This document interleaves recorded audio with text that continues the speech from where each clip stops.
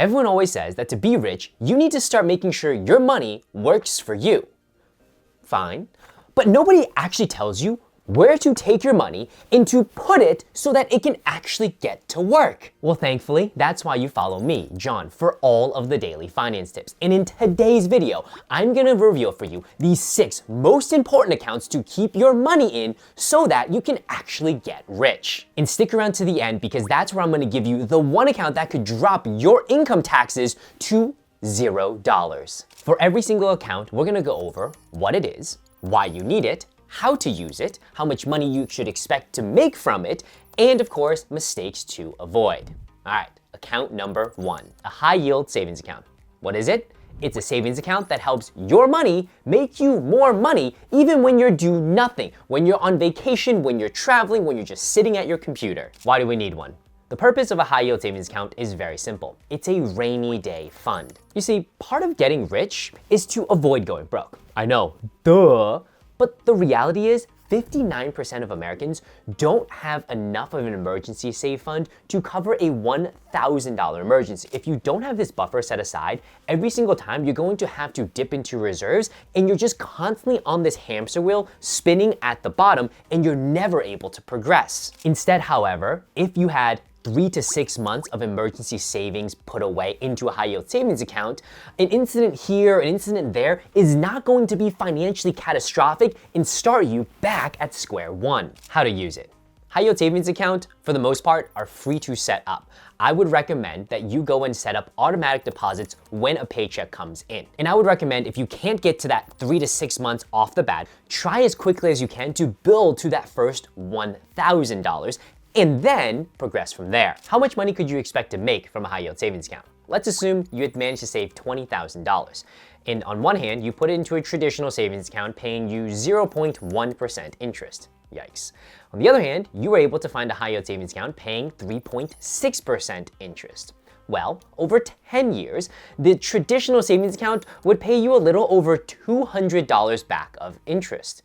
Whereas the high yield savings account would pay you a little over $8,500. Some example accounts that are paying 3.6% right now is SoFi, one of my favorite and one of probably my top high yield savings account recommendations.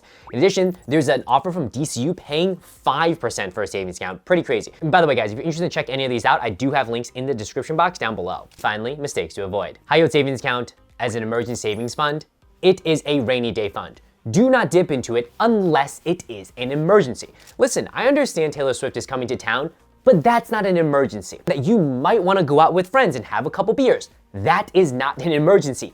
An emergency is something that's catastrophic, something you did not foresee. This is gonna act as kind of this financial buffer zone for you so that you can actually go and start on your journey to building true wealth with some of the other accounts we're gonna talk about in the next section. Account number 2. A credit card, ideally one with rewards.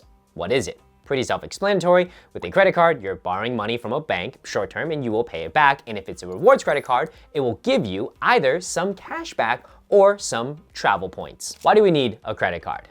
One, and this is the most important reason, to build credit, or which you're gonna see later on could save you a ton of money in the future. Next, fraud protection.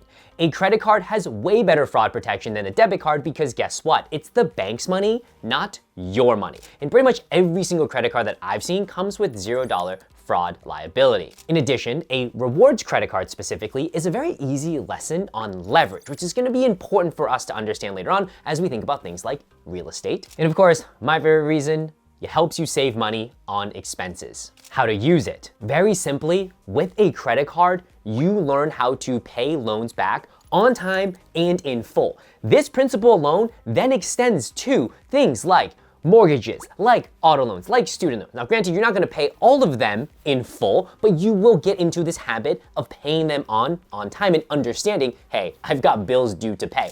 I know it sounds so basic, but trust me when I say, when you get that first credit card at 18, 19, 20, it teaches you kind of these foundational ABCs so that when you mature and your financial situation looks a little bit more complicated, you're very comfortable with it. The second thing with a credit card on how to use it is making sure you find a credit card that matches your lifestyle. Do you want cash back? Or are you interested in maybe saving on future travel and future travel expenses? That's gonna dictate the type of card you're going to look into. How much money could we expect to make, and some examples. Let's compare two people. Person A has a 660 credit score. They didn't get early into the credit game, and so they haven't been able to build credit as quickly. Person B has a 760 credit score. They were very diligent on getting their first card and learning how to use it. Now let's say they both want to get a 30-year mortgage for a $500,000 loan.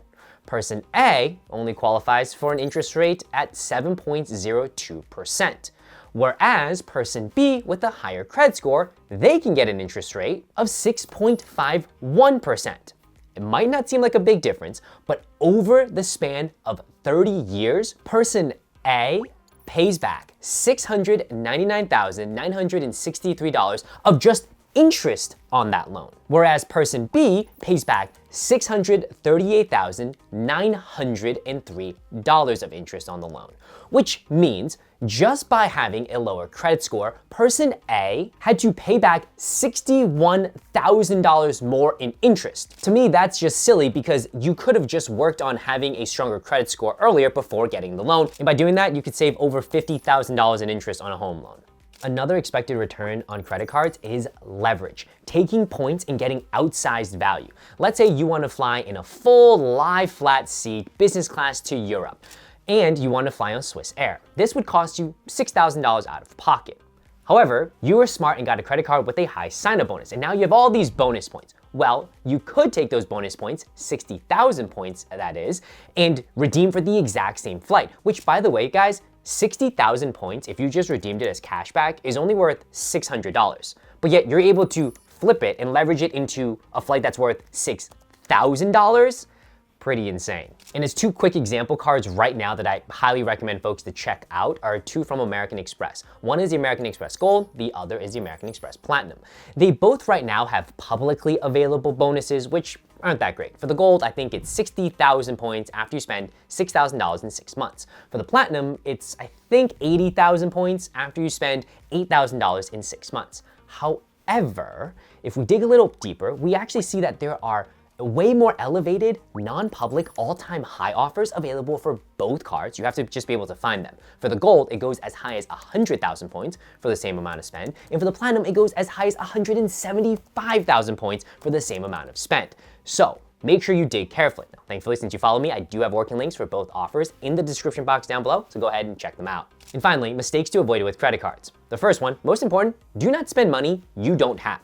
I thought it was really cool in college that I got a credit card with a $1,000 credit limit. I told everybody about it. But guess what? A $1,000 credit limit just means a bank is saying, hey John, you can borrow $1,000 from us. It doesn't actually mean I have $1,000. In fact, at the time in college, I probably had $200 or $300 in my bank account. The second thing you want to make sure with credit cards is do not spend for the sake of spending so that you can save. If you are not already going to purchase the item, don't purchase it thinking, well, I could, make 3%. And the final mistake you want to make sure you avoid, make full payments. Never, ever, ever make minimum payments on your credit card, ever. If you do not have the cash today to pay for that item, you cannot put it on a credit card. Account number 3, an employer-sponsored retirement account.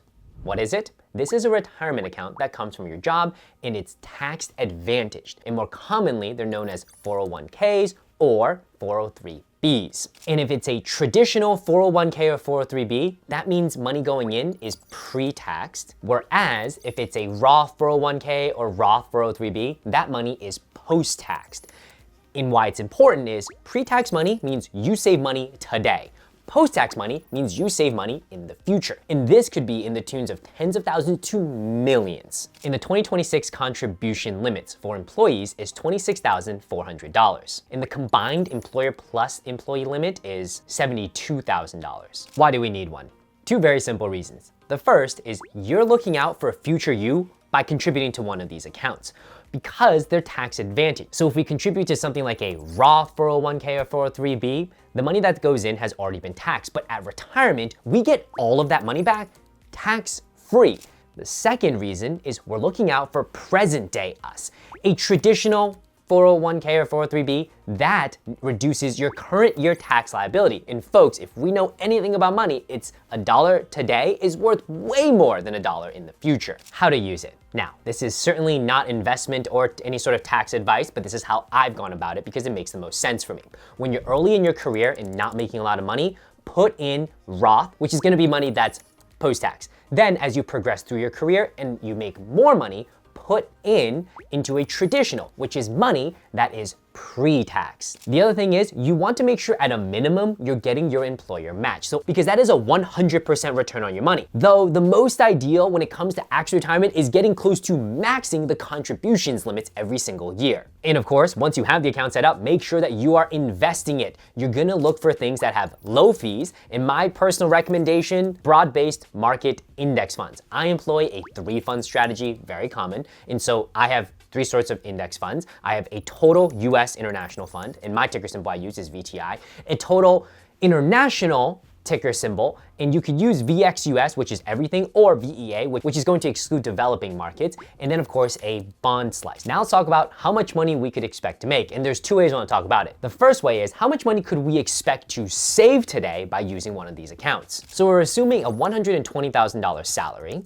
a contribution of $23,500 into a traditional 401k, and that you live in Massachusetts. Like me. Remember, with a traditional 401k, that's pre-tax money, which means the amount that you contribute there knocks down your overall tax liability. So $23,500 would have had to been paid at that marginal rate of 24% for federal, and Massachusetts just charges 5% for everything, which means we would have owed $5,640 of federal tax and $1,175 of Massachusetts tax. In total, that's $6,815 in taxes we do not have to pay because we contributed to the traditional 401k. Now let's go ahead and assume you're a high earner, you're making $300,000. We run the exact same numbers, and that tax savings goes up to $9,400. All because you looked out for future you. What about earning? What could I expect to earn off of this? Well, let's assume you saved $5,000 a month at an expected return of 8% a year over 30 years. At the end of that, you could expect to have a portfolio balance of a little over $560,000, which if you're in your 60s, looking at this chart puts you right around the average. But let's assume for a second that you max out your contributions every single year. So you're contributing $23,500 a year at an 8% return over 30 years. You're looking at a portfolio balance of $2.66 million. Now let's go a level further. Let's assume you have a partner. You both are maxing your contributions into a retirement account. At the end of those 30 years at an 8% return, that's a portfolio balance of $5.32 million. Mistakes to avoid.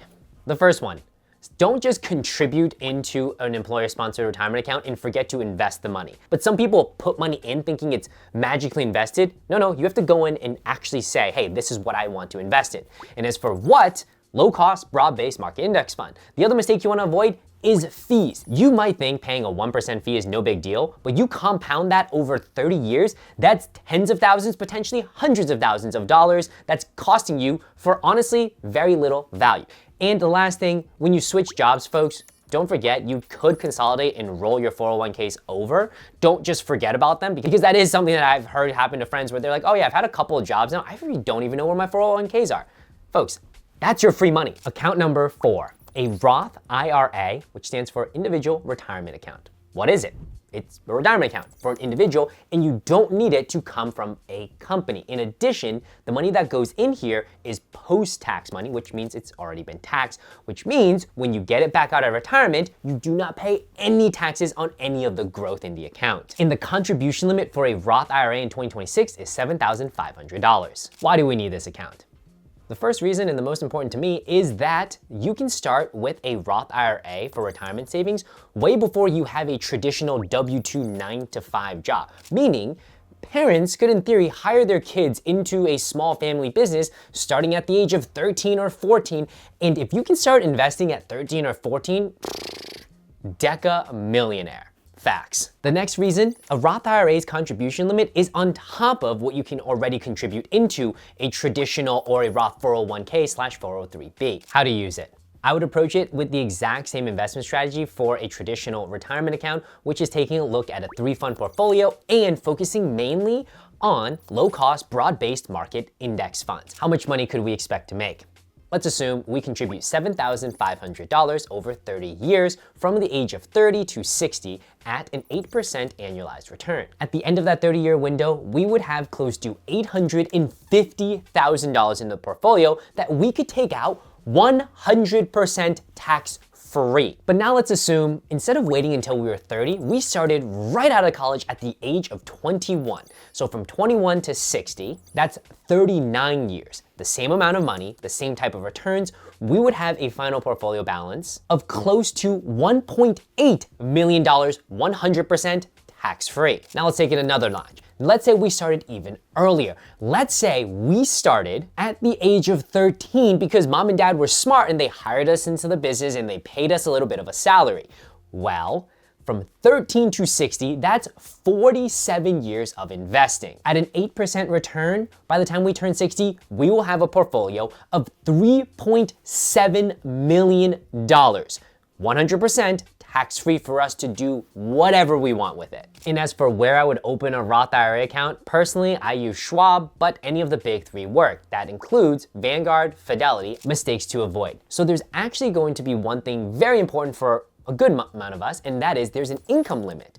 So if you file taxes as a single, starting at around $153,000, there's a phase out period, and once you start making over $168,000, you cannot contribute to a Roth IRA. If you file married joint, the phase out begins at $242,000 for the household, and after you make over $252,000 jointly, you cannot contribute to a Roth IRA. However, come on now, this is John's Finance Tips. There's a thing called the backdoor Roth conversion. I know it sounds a little sneaky, but it's for people who make over those income limits can still contribute to a Roth IRA, and it's pretty simple. They would just open a traditional IRA, contribute to that traditional IRA, and then just convert it into a Roth IRA. It's kind of crazy that that's a thing, but that's a thing. Another mistake, but more of a caution, is that you don't really want to contribute to a Roth when you're in your high income years because of the fact that you're getting taxed now in the current tax year at the high tax rate, but then in the future, maybe you're at a lower tax bracket. Account number 5, a health savings account or HSA. What is it? It's a savings plan meant for you to save for medical expenses. Though I would also consider it both a savings as well as investment plan, and if you have a high deductible health plan, you're able to contribute. And sadly, most of us, myself included, have these kind of shitty high deductible health plans. Why do you need it? An HSA is the most powerful financial tool that has ever been given to us. Think of it as a Roth IRA and a traditional 401k had a baby, and that's what you get. The money you put into an HSA is pre-tax money that is tax deductible. You can then take that money in the account and invest it, and it will grow tax-free. Then, when you take the money back out for qualified medical expenses, it is also tax-free. You don't pay taxes anywhere along the chain as long as it's for qualified medical expenses. But that's not even the greatest part, because at age 65, you can just convert it, or it can be treated as a traditional retirement account.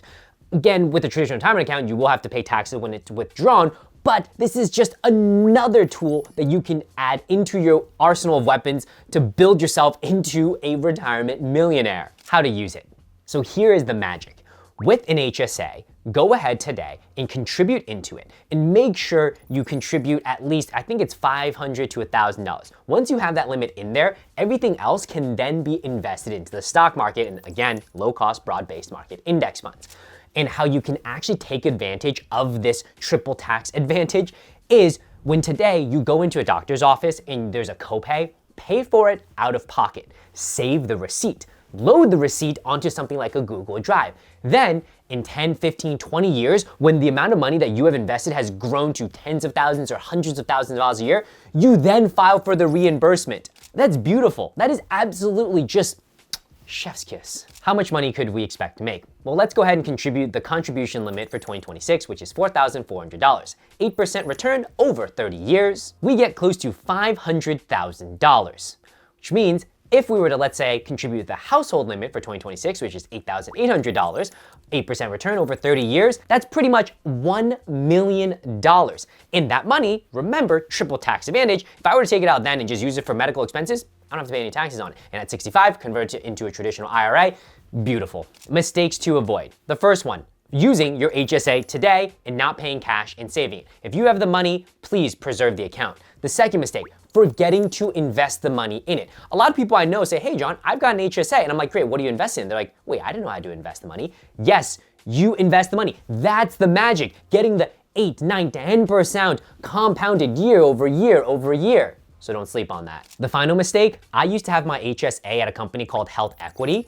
When I left my company, Health Equity started charging me $7 monthly maintenance fee. Absolute garbage. So when you leave your company and you're on your own or you're at a different company, make sure you're rolling it out of those accounts into HSA accounts that don't charge you any sort of fees. That's absolutely trash. I personally now use Fidelity's HSA and it's been absolutely incredible, no fees. The sixth and final account is a brokerage account. What is it? It is an account that you open where you can invest your money. Why do you need this account? For one, it's flexible. Compared to the other investment accounts where we talked about HSAs, you have to consider medical expenses, Roth IRAs, traditional 401ks, they're for retirement and there's certain rules around it. There's not any rules. If you got money, you can put it in. You don't have to worry about pre-tax, post-tax, withdrawal rules, penalties, none of that. The second reason you want to open it, there's no limit with how much you want to put in. Though, I will caution, fill in those other accounts first before contributing a ton of money into here, because at the end of the day, it isn't tax advantaged. How to use it.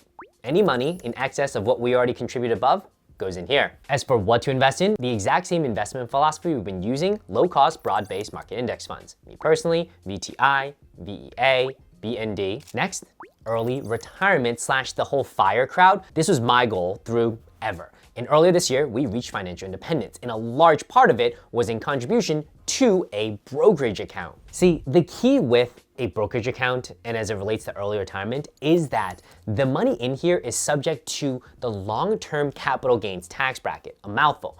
All you need to know though, is that the long-term capital gains tax bracket only has 3 buckets, a 0% bucket, a 15% bucket, and a 20% bucket, compared to the traditional income tax bracket, which I believe there's 7 buckets going as high as 37%. And what's beautiful about the money in here in the long-term cap gains bracket is the fact that in 2026, as a couple, we can make $131,100 from the sale of long-term capital gains and pay 0% tax on that. And as for the specific mechanics, so you take $131,100 in long-term capital gains, take out the standard deduction of $32,200. So now you have $98,900 worth of long-term cap gains. You look at the bracket, marry, file, and joint, that puts you squarely at the 0% tax bucket. Now let's talk about how much money we could expect to make if we had a brokerage account. So let's put in $100 a month starting at the age of 18. By age 58, assuming 8% returns, that's about $309,000. Now let's say we're able to crank it up a bit and put in $250 a month instead. Well, at the age of 58, that's $772,000. Now let's assume we're really go-getters. We really contributed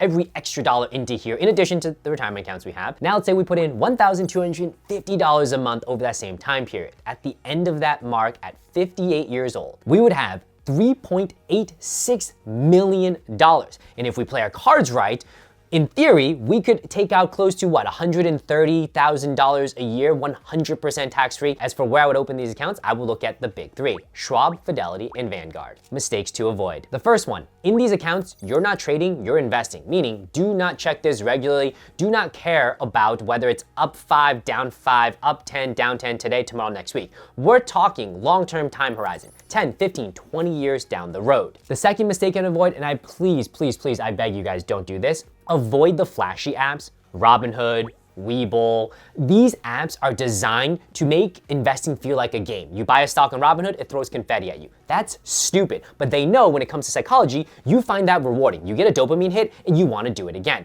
And the thing is, the more you trade and the more actions you take on a platform, the more money you lose. The studies have shown it time and time again. The boring investing apps are actually the ones that let you keep most of your money because, again, investing is boring, and honestly, the less you do, the more money you make.